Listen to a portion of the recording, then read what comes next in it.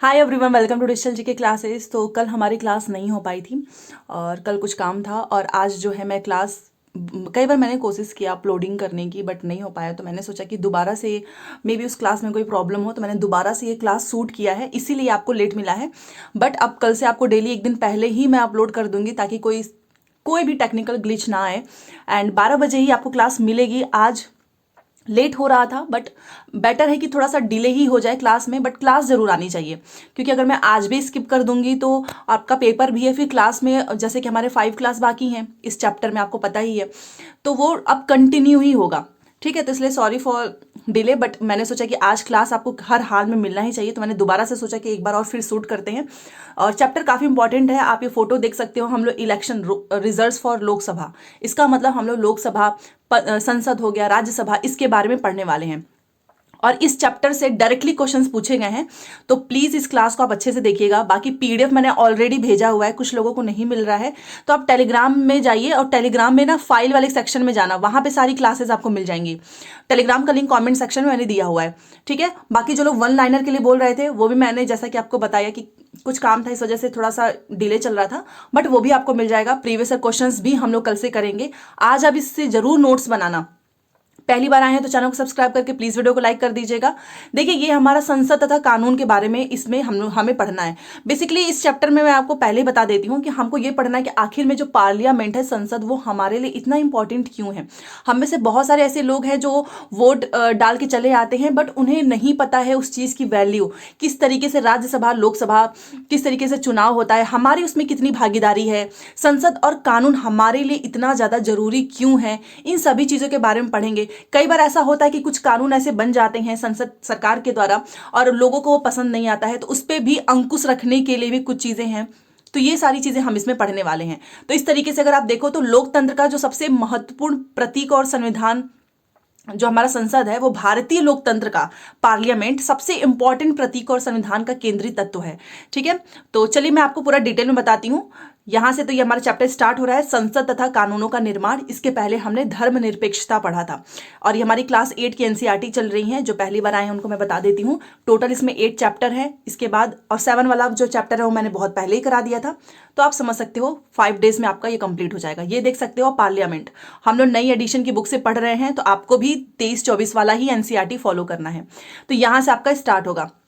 तो देखिए, लोगों को फैसला क्यों लेना चाहिए, तो इसमें हमको यही पढ़ना है कि जैसा कि आपको पता है, औपनिवेशिक शासन के तहत जो लोग हैं वो ब्रिटिश सरकार से भयभीत रहते थे और वे सरकार के बहुत सारे फैसलों से मतलब कि असहमत, डिसएग्री होते थे। बट और वो उनके क्रिटिसाइज करते थे और उन्हें पता था कि अगर हम इनकी आलोचना करेंगे तो हमको भी झेलना पड़ेगा। ठीक है, बट फिर भी वो लोग करते थे और अपनी मांगों को मतलब बोलते थे कि ये चीज सही नहीं है, खुलेआम बोलते थे। और 1885 में ही भारतीय राष्ट्रीय कांग्रेस ने मांग की कि विधायिका में निर्वाचित सदस्य होने चाहिए। तो ये क्वेश्चन पूछ सकता है कि कब इन्होंने मांग किया था, तो 1885 में। और उन्हें बजट पर चर्चा करने, प्रश्न पूछने का अधिकार मिलना चाहिए। तो उसके बाद से 1909 में बना गवर्नमेंट ऑफ इंडिया एक्ट ने कुछ हद तक निर्वाचित प्रतिनिधित्व की व्यवस्था को मंजूरी दे दी। हालांकि ब्रिटिश सरकार के अंतर्गत बनाई गई ये शुरुआती जो विधिकाएं हैं, राष्ट्रवादियों के बढ़ते जा रहे दबाव के कारण ही बनी थी, लेकिन इनमें भी सभी वयस्कों को न तो वोट डालने का अधिकार दिया गया था, ना ही आम लोग निर्णय प्रक्रिया में हिस्सा ले सकते थे। तो पहले क्या था ना कि सभी वोट नहीं दे सकते हैं, महिलाएं भी नहीं दे सकती हैं, तो इसमें चेंज आया। और ये जो हम लोग चैप्टर पढ़ रहे हैं, इसमें एक एक लाइन इसलिए जरूरी है क्योंकि आपसे क्वेश्चन पूछेगा कि कानून कौन बना सकता है, राज्यसभा, लोकसभा, कार्यपालिका क्या है, मतलब स्टेटमेंट वाले क्वेश्चंस भी पूछेंगे साथ में। इसी से आपका पैडागॉजी भी आएगा। तो आपको पता होना चाहिए कि चुनाव होता है, मेंबर ऑफ पार्लियामेंट कौन होते हैं, बहुमत किस तरीके से बनती है, बहुमत वाली सरकार। तो ये सारी चीजें हम पढ़ने वाले हैं। तो यहां पर आपने देखा कि पहले भी दबाव होता था, फिर भी लोग प्रश्न पूछते थे। तो औपनिवेशिक शासन के अनुभव और स्वतंत्रता संघर्ष में तरह तरह लोगों की हिस्सेदारी के आधार पर राष्ट्रवादियों को विश्वास हो गया था कि स्वतंत्र भारत में सभी लोग अपने जीवन को प्रभावित करने वाले फैसले में हिस्सा लेने की क्षमता रखते हैं। क्योंकि ऑलरेडी इन लोगों ने ये सारी चीजें फील की थी कि हमें बोलने का अधिकार नहीं है, हम कुछ भी बोलते हैं सीधे जेल में डाल दिया जाता है। तो इस तरीके से हुआ कि सभी को जो है हिस्सा लेना चाहिए और स्वतंत्रता मिलने पर हम एक स्वतंत्र देश के नागरिक बनने वाले थे। लेकिन इसका मतलब यह नहीं था कि सरकार जो चाहे वो कर सकती है, ठीक है। इसका मतलब यह था कि अब सरकार को लोगों की जरूरत और मांगों के प्रति संवेदनशील रहना होगा, ठीक है। और स्वतंत्रता संघर्ष के सपनों और आकांक्षाओं ने स्वतंत्र भारत के संविधान में ठोस रूप ग्रहण किया। इस संविधान ने सार्वभौमिक वयस्क मताधिकार के सिद्धांत को अपनाया। अभी हमने पढ़ा कि सभी को वोट डालने का अधिकार नहीं था, बट यहां पर सभी को वोट डालने का अधिकार है। सार्वभौमिक वयस्क मताधिकार का मतलब होता है कि देश के सभी वयस्क नागरिकों को वोट देने का अधिकार। और एक क्वेश्चन पूछा था, इसका मतलब बताइए। तो मतलब देश का हर एक नागरिक, हर एक सिटीजन जो है वो, उसको राइट है वोट जो है डालने का। तो ये हुआ। अब यहां से उसके बाद से हुआ कि चलो ठीक है, ये लोग वोट डालेंगे, बट हमारा ये लोकतांत्रिक सरकार का जो गठन होता है उसमें लोगों की कितनी जो है इम्पोर्टेंस है। साथ में जो संसद के लिए लोग अपने प्रतिनिधि का चुनाव करते हैं वो किस तरीके से होता है। तो इसके लिए आपको ये वाला टॉपिक पढ़ना होगा, लोग और उनके प्रतिनिधि। देखिए, सहमति का विचार लोकतंत्र का जो है प्रस्थान बिंदु होता है। जो इंपॉर्टेंट होगा वो मैं आपको बताती चलूंगी। और सहमति का मतलब है कि एक्सेप्टेंस, स्वीकृति, और लोगों की हिस्सेदारी। लोगों का निर्णय, जो लोगों का डिसीजन होता है ना, वही लोकतांत्रिक सरकार का गठन करता है और उसके कामकाज के बारे में फैसला देता है। इस तरह के लोकतंत्र के पीछे मूल सोच यह होती है कि व्यक्ति या नागरिक ही सबसे महत्वपूर्ण है और सैद्धांतिक स्तर पर सरकार एवं अन्य सार्वजनिक संस्थानों में इन नागरिकों की आस्था होनी चाहिए, ठीक है। उसके बाद से यहां से देखिए, लोग संसद के लिए अपने प्रतिनिधियों का चुनाव करते हैं। हम सब क्या करते हैं, अपने प्रतिनिधि का ही तो चुनाव करते हैं। इन्हीं निर्वाचित प्रतिनिधियों में से एक समूह सरकार बनाता है, ठीक है। आप जो वोट डालने जाते हो, आप डायरेक्ट जाके थोड़ी ना हम लोग क्या करते हैं, जो भी पार्टी होती है उसके जो प्रतिनिधि होते हैं, हम उनको जाके वोट देते हैं। फिर वो जो निर्वाचित प्रतिनिधि होते हैं वो सब मिलकर समूह सरकार बना लेते हैं। तो जनता द्वारा चुने गए सभी प्रतिनिधियों के इस समूह को ही संसद कहा जाता है। और क्वेश्चन यही पूछा था कि पार्लियामेंट किसे कहते हैं। तो याद रखिएगा, हम सभी ने जिस भी प्रतिनिधि को हम सभी ने चुना है, हमारे ही द्वारा जो चुने गए प्रतिनिधि होते हैं, उनके जो समूह होते हैं, उसी को कहा जाता है संसद, ठीक है। अब ये संसद क्या करती है, जो पार्लियामेंट है वो सरकार को नियंत्रित करती है और उसका मार्गदर्शन करती है। इस लिहाज से अपने निर्वाचित प्रतिनिधियों के माध्यम से लोग ही सरकार बनाते हैं, क्योंकि हमने क्या किया, अपने मनपसंद जो है, जो भी आता है, अपने मनपसंद प्रतिनिधि को चुन लिया। अब वो क्या है, संसद का समूह है। फिर उसके बाद से जो निर्वाचित जो प्रतिनिधि हैं, उन्हीं के माध्यम से हम क्या करें, उन्हीं के माध्यम से ही तो हम सरकार बना रहे हैं। सरकार बना भी सकते हैं, गिरा भी सकते हैं, क्योंकि जरूरी नहीं है कि जो जिसको आपने चुना है आप अगली बार भी उसे ही दें। हम काम, वैसा होता नहीं है कि हम लोग काम देख के किसी को वोट दें। कई बार आप देख ही सकते हो आप, बट फिर भी ये ऐसा इसमें है और ऐसा होता भी है, बट धरातल पे ऐसा कुछ नहीं होता, ये आप सब जानते हो। तो उसके बाद से यहां पर देखिए, बाकी ये फैक्ट है, इसे क्वेश्चन पूछेगा तो ये आपको याद रखना है। और ये आप जानते हो, संसद, पार्लियामेंट, ये क्वेश्चन कई बार पूछा हुआ है, ये आपको याद रखना है कि जो भारतीय संसद है देश की सर्वोच्च कानून निर्माती संस्था है, याद रखना है। और इसके दो सदन है, एक है राज्यसभा, दूसरा है लोकसभा, जिसका चुनाव होने वाला है 24 में। याद रखिएगा, भारतीय संसद के दो सदन होते हैं, राज्यसभा, लोकसभा। राज्यसभा में ये प्लीज ये नंबर याद रखो जो मैंने हाईलाइट किया है। राज्यसभा में कुल 245 सदस्य होते हैं और देश के उपराष्ट्रपति जो होते हैं वो राज्यसभा के सभापति होते हैं। क्वेश्चन पूछता है कि राज्य का सभापति कौन होता है, तो वो है हमारे उपराष्ट्रपति, नाम बताना जरूर। और लोकसभा में कितने सदस्य होते हैं, 545, और इसकी अध्यक्षता कौन करता है, लोकसभा के अध्यक्ष। उनका भी नाम कमेंट सेक्शन में जरूर बताएं। तो ये नंबर याद रखो, राज्यसभा में 245 होते हैं, लोकसभा में 545, ठीक है। चलिए, अब आपने संसद देख लिया, पार्लियामेंट देख लिया। अब आखिर में हमारे संसद की भूमिका क्या है, किस लिए संसद जरूरी है। देखो, आजादी के बाद गठित की गई भारतीय संसद लोकतंत्र के सिद्धांतों में भारतीय जनता की आस्था का प्रतीक है। ये सिद्धांत है निर्णय प्रक्रिया में जनता की हिस्सेदारी, क्योंकि जो प्रतिनिधि को हमने चुना है वही तो जाकर हमारा वहां पे जनता की हिस्सेदारी करेगा। हमें जो हमारी जो मांग है, जो चीजें हमें पसंद नहीं आ रही हैं, तो ये सिद्धांत है कि जो डिसीजन प्रोसेस है उसमें जनता की हिस्सेदारी और सहमति पर आधारित शासन होना चाहिए। हमारी व्यवस्था में संसद के पास महत्वपूर्ण शक्तियां हैं, क्योंकि यह जनता का प्रतिनिधित्व करती है। संसद क्या है, हमारा ही तो प्रतिनिधित्व कर रही है, क्योंकि हमने ही तो जो प्रतिनिधि थे उनको वोट डाला, फिर वो जाकर जीते, जब वो फिर वो संसद के समूह में गए, मतलब संसद का समूह बन गए। लोकसभा के लिए भी उसी तरह चुनाव होते हैं। अभी जो चुनाव होने वाला है तो लोकसभा के लिए भी इसी तरीके का इलेक्शन होता है जिस तरह राज्य विधानसभा के लिए चुनाव होते हैं। आमतौर पर लोकसभा के लिए हर 5 साल में चुनाव कराए जाते हैं। क्वेश्चन पूछता है कि लोकसभा के लिए कितने साल में चुनाव होता है? 5 साल। ये तो आप सभी को पता होगा। देश को बहुत सारे निर्वाचन क्षेत्रों में बांटा गया है। एक जगह से थोड़ी ना वोट डालते हैं, अलग अलग निर्वाचन क्षेत्र हैं और प्रत्येक निर्वाचन क्षेत्र से एक व्यक्ति को संसद में भेजा जाता है। चुनाव लड़ने वाला उम्मीदवार आमतौर पर विभिन्न राजनीतिक दलों के ही सदस्य होते हैं। ये जो चुनाव लड़ते हैं वो क्या है, कोई अलग से आते हैं क्या? वो भी तो राजनीतिक अलग, इतनी सारी तो पार्टी है, उनके सदस्य होते हैं। तो इस तरीके से आपने देखा कि अलग अलग निर्वाचन क्षेत्रों में बांटा गया है और जहां से जो जीतता है उसको संसद में भेजा जाता है प्रत्येक निर्वाचन क्षेत्र से एक व्यक्ति को। उसके बाद से क्या होता है, आप ये फोटो भी देख सकते हो, जैसे कि ये हमारी जो 17वीं लोकसभा के चुनाव का परिणाम। इस बार की कौन सी लोकसभा का चुनाव है मुझे बताना। ये 2019 का है, राजनीतिक दल है और यहां से निर्वाचित सांसदों की संख्या है, देख ही सकते हो। भाजपा का 303 है, इंडियन नेशनल कांग्रेस का 52 है। तो ये है, आप इसके माध्यम से भी देख सकते हैं। बाकी ये तो वैसे भी पूछेगा नहीं तो इसलिए इसके बताने की जरूरत नहीं है। और यहां से देखिए, तो चुने जाने के बाद जो प्रतिनिधि होते हैं वो चुने जाने के बाद ये जो उम्मीदवार हैं वो संसद सदस्य या फिर सांसद कहलाते हैं। तो क्वेश्चन पूछता है कि जो एमपी या फिर जो संसद सदस्य किसे कहते हैं। तो समझ गए, जो निर्वाचन क्षेत्र होता है उसमें से जो व्यक्ति का चुनाव होता है उसमें से जो जीत जाता है वो संसद में जाता है, संसद समूह का सदस्य बन जाता है। एंड चुने जाने के बाद ये उम्मीदवार क्या कहलाएगा? संसद सदस्य, सांसद, एमपी, मेंबर ऑफ पार्लियामेंट। ठीक है, तो इन सांसदों को मिलाकर संसद बनती है। समझ गए, अलग अलग निर्वाचन क्षेत्र है, वहां से जो जीतेगा वो जाएगा, तो इन सभी को मिलाकर क्या कहते हैं? संसद। संसद के चुनाव हो जाने के बाद से जो हमारा पार्लियामेंट है, अब देखो चुनाव हो गया तो जो संसद है उसको कौन से काम करने होते हैं ये भी तो सोचना पड़ेगा ना। और ये क्वेश्चन पूछेगा भी आपसे कि इनको कौन कौन से काम करने होते हैं। तो बहुत सारे यहाँ पे लिखे गए हैं, वो मैं आपको बताती चलती हूँ। सबसे पहला तो राष्ट्रीय सरकार का चुनाव करना होगा। आप इस फोटो में देखिए, सॉरी ये बगल में देख सकते हो, बट ये नोट करने मत लगना, ये पूछेगा नहीं। देखो ये पूछेगा आपसे कि इसमें क्या क्या काम करने होते हैं संसद को। तो एक तो है राष्ट्रीय सरकार का चुनाव करना। भारतीय संसद में राष्ट्रपति, अभी हमने पढ़ा कितने सदन होते हैं? 2 सदन होते हैं। एक तो राष्ट्रपति होता ही है, भारतीय संसद में राष्ट्रपति के साथ साथ 2 सदन होते हैं, राज्यसभा और लोकसभा। लोकसभा चुनाव के बाद सांसदों की एक सूची बनाई जाती है। ठीक है, इससे पता चलता है कि किस राजनीतिक दल के कितने सांसद हैं। यदि कोई राजनीतिक दल, अब देखो गवर्नमेंट बनती के, सरकार कैसे बनती है वही चीज है और ये पूछा जाता है।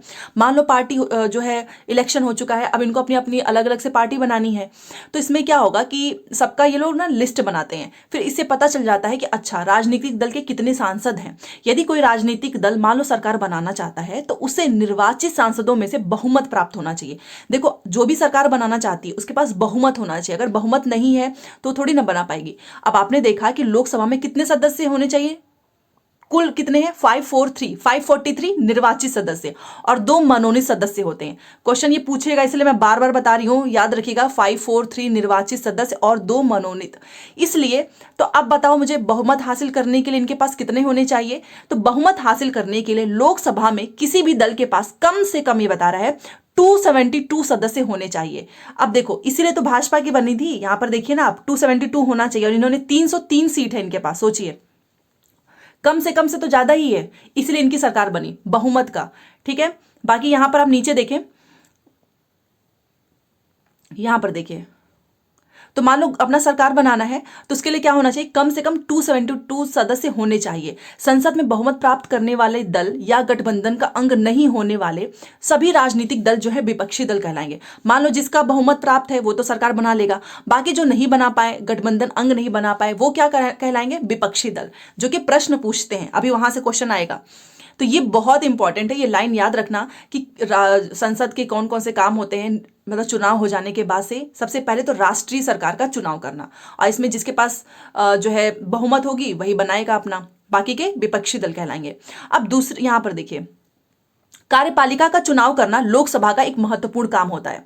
ठीक है, जैसा कि हमने पहले पढ़ा भी है कि कार्यपालिका ऐसे लोगों का समूह होता है जो संसद द्वारा बनाए गए कानूनों को लागू करने के लिए मिलकर काम करते हैं। और ये इंपॉर्टेंट है, जब हम सरकार शब्द का इस्तेमाल करते हैं तो हमारे जहन में अक्सर यही कार्यपालिका होती है, क्योंकि ये क्या करते हैं, कानून को लागू कराने के लिए मिलकर काम करते हैं।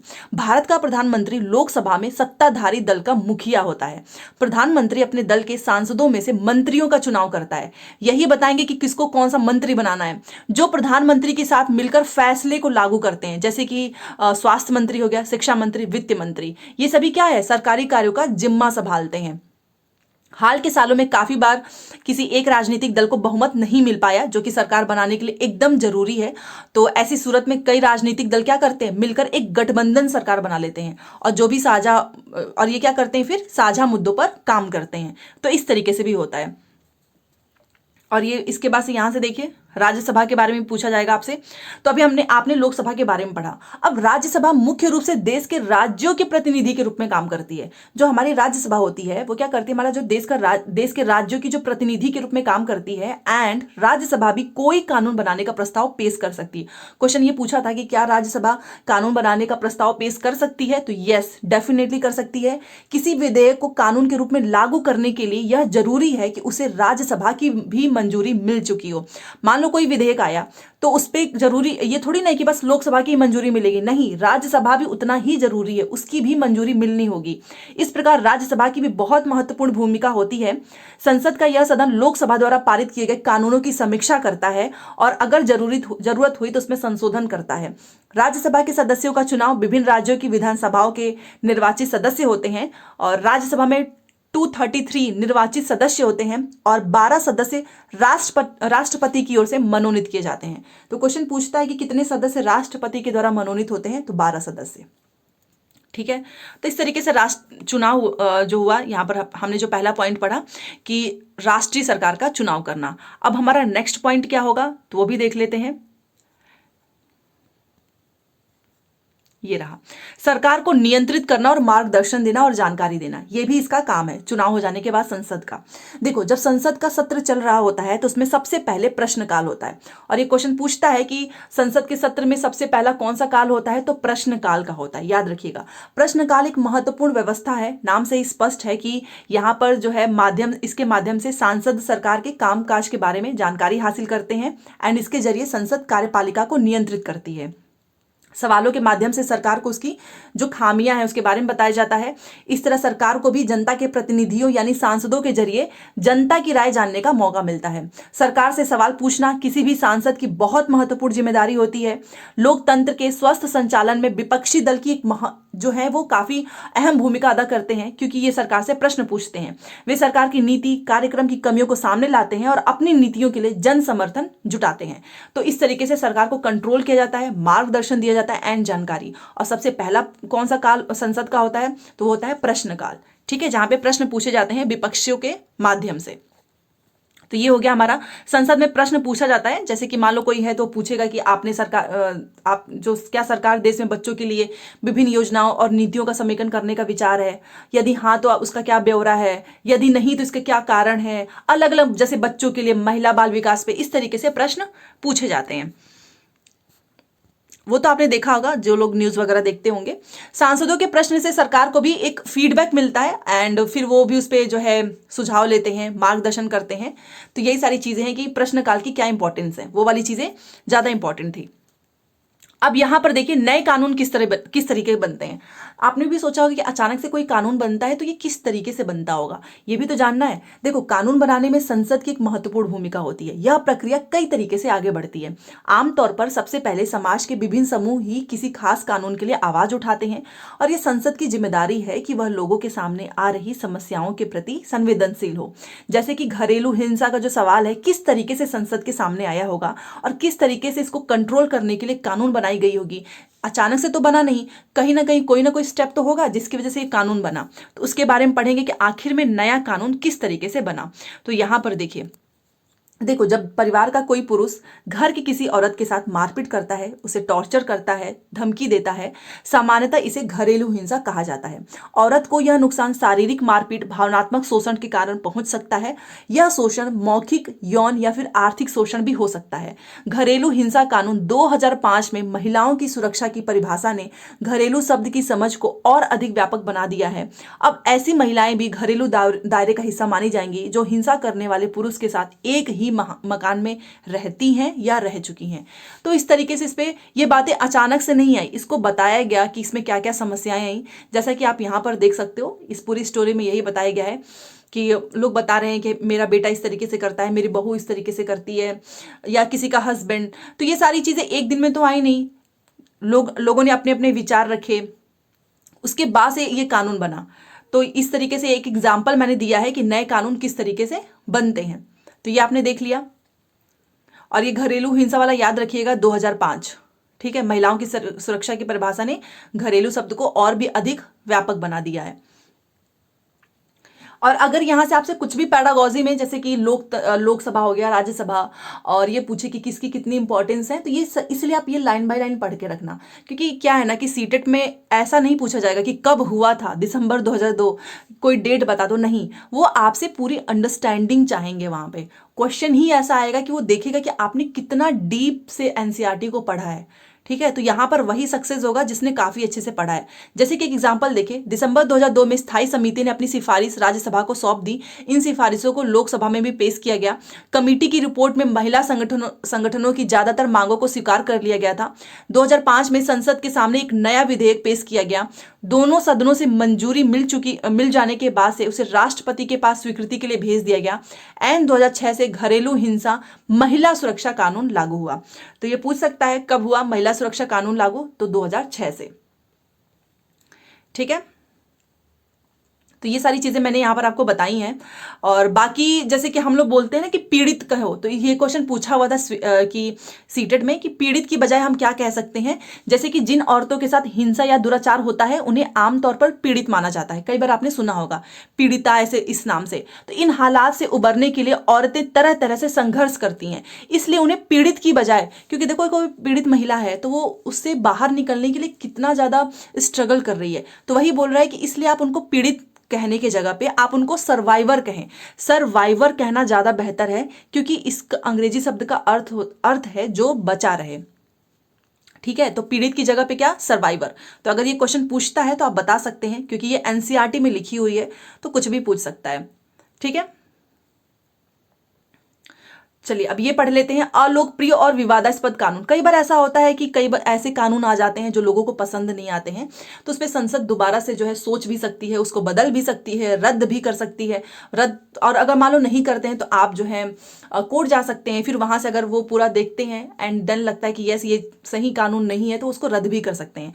जैसे कि अलोकप्रिय और विवादास्पद कानून, इसमें यही बताया गया है कि कई बार संसद एक ऐसा कानून पारित कर देता है जो कि अच्छा नहीं साबित होता है, और ऐसा कानून संवैधानिक रूप से वैध होने के कारण कानूनन सही हो सकता है। मतलब वो सही तो होगा बट लोगों को नहीं पसंद आ रहा होगा, क्योंकि उन्हें लग रहा होगा कि इसके ये जो कानून आया है इसके पीछे की जो नीयत है वो सही नहीं है, तो लोग उसकी क्रिटिसाइज करते हैं, उसके खिलाफ आपने देखा होगा जनसभाएं करते हैं, हर जगह बोलते हैं, चाहे वो न्यूज़पेपर हो, टीवी चैनल हो।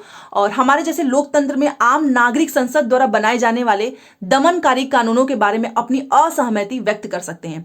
और ये क्वेश्चन पूछा था कि मान लो लोग कोई ऐसी कानून आ गई तो क्या वहां पे लोग जो है आप डिसएग्री हो सकते हैं। तो ऑब्वियस ही बात है, जब हम ही जो है वोट देकर जो प्रतिनिधि है वही तो जाकर आपका वो वहां पे सारी चीजें बता रहे हैं। ठीक है, अगर मान लो वोट ही ना, ये लोकतंत्र ना हो तो फिर हमारा मतलब ही क्या है। लोकतंत्र है तभी तो फ्रीडम ऑफ स्पीच है, हम उस पर जनसभाएं भी कर सकते हैं, अपना डिसएग्री भी दिखा सकते हैं। तो यहाँ पर वही चीज लिखी है कि हमारा जैसे लोकतंत्र में आम नागरिक के द्वारा संसद बनाए जाने वाले दमनकारी कानूनों के बारे में हम अपनी असहमति व्यक्त कर सकते हैं।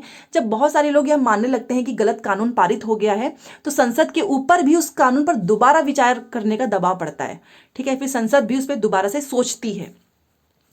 और मान लो अगर ऐसा नहीं हुआ तो नगर पालिका की सीमाओं के भीतर जगह के इस्तेमाल से संबंधित विभिन्न नगर पालिका कानूनों में, जैसे कि एग्जाम्पल दे रहा है कि क्या हुआ कि नगर एक बार ऐसा कानून पारित हो गया था जो कि गलत था, तो उसको बदलना पड़ा कि जो नगर पालिका कानून में पटरी पर दुकान लगाने और फेरी लगाने वालों को गैर कानूनी घोषित किया गया कि तुम अब यहाँ पर कोई दुकान नहीं लगा सकता है।